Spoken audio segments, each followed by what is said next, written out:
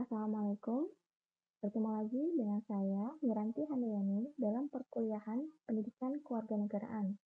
Pertemuan kali ini kita akan membahas mengenai demokrasi Indonesia yang akan diwakili oleh presentasi kelompok dari Bapak Said Moh Ismail, Alfa Primandianto Bagus Nugraha, dan Winer Pasaribu.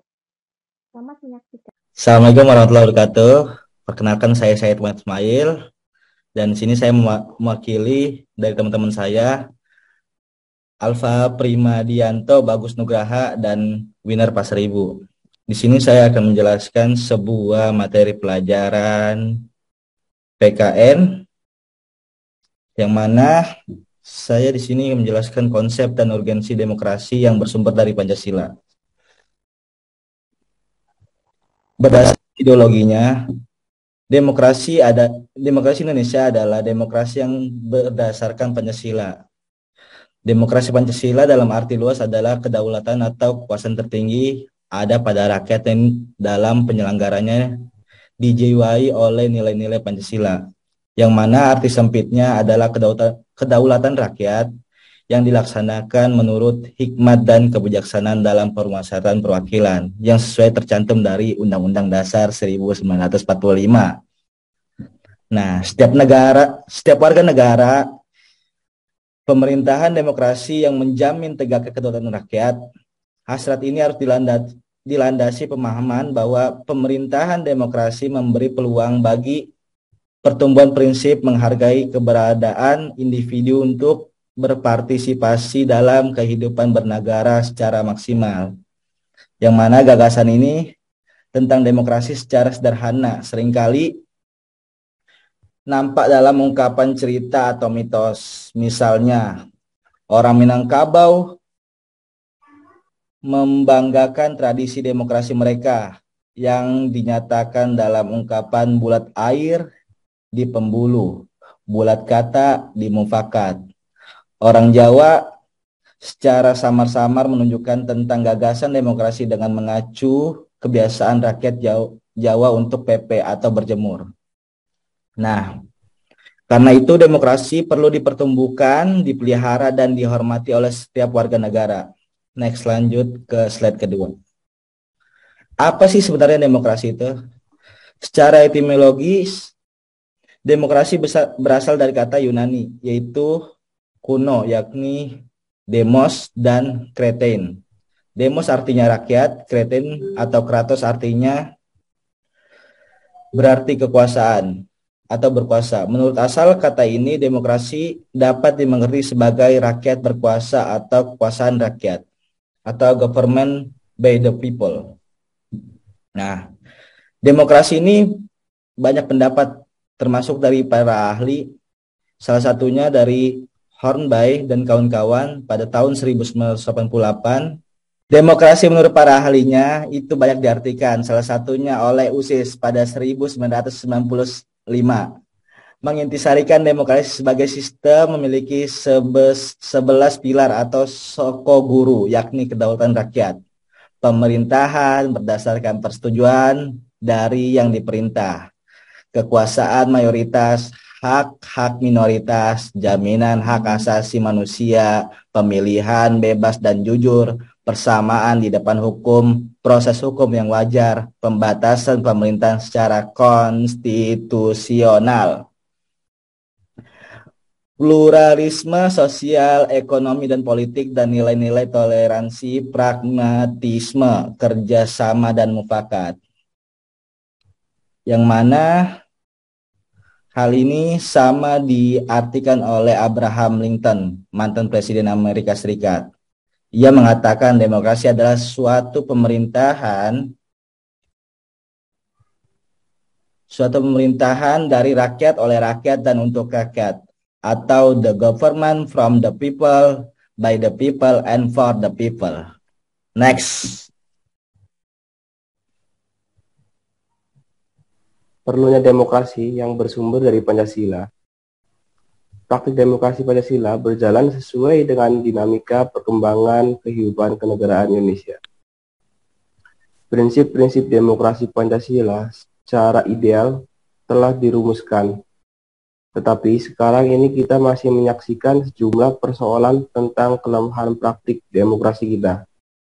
Baik beberapa permasalahan tersebut yang sempat muncul di berbagai media jejaring sosial adalah satu, buruknya kinerja lembaga perwakilan dan partai politik. Kedua, krisis partisipasi politik rakyat. Ketiga, munculnya penguasa di dalam demokrasi. Dan keempat, demokrasi saat ini membuang kedaulatan rakyat. Next.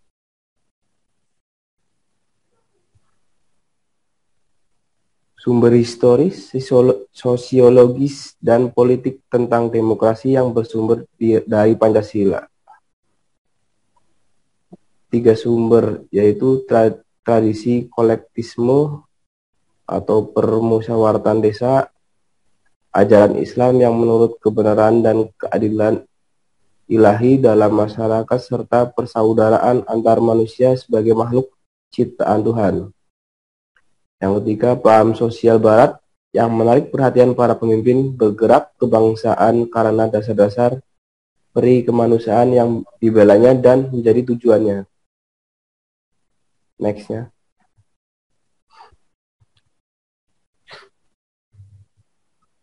Baik, saya akan melanjutkan penjelasan dari teman saya Alfa, yaitu dinamika dan tantangan demokrasi yang bersumber dari Pancasila, yaitu ada 3.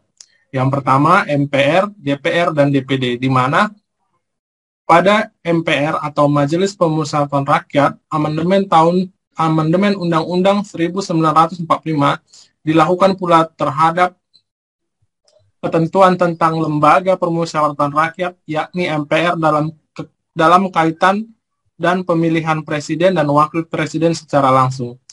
Timbul kewenangan baru bagi MPR, yakni melantik presiden dan wakil presiden pada pasal 3 ayat 2 Undang-Undang Dasar tahun 1945.